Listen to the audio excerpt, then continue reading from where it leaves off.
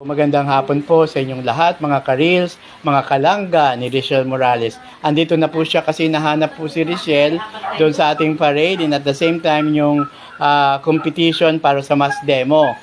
Siya po ay nasa likod pala kaya hindi nakikita.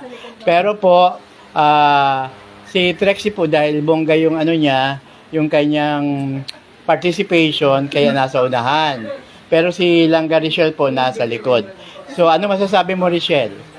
Na dapat po talaga nasa may unahan po.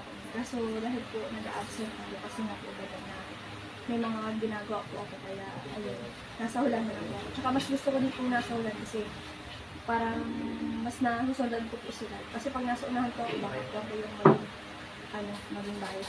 Bias, okay. Saka, Richelle, so ngayong gabi, ikaw ay isa sa mga usher at ikaw yung partner mamayang gabi ni Ruel Matubang.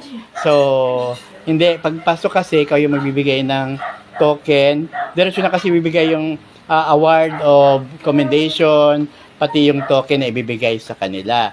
So, anong masasabi mo? Ayan. Nag-excite ako mamaya. Sumaga na po. Okay. So, andun ka mamayang gabi. So, ang dami nagtatanong kung andun ka mamayang gabi. Confirm, right?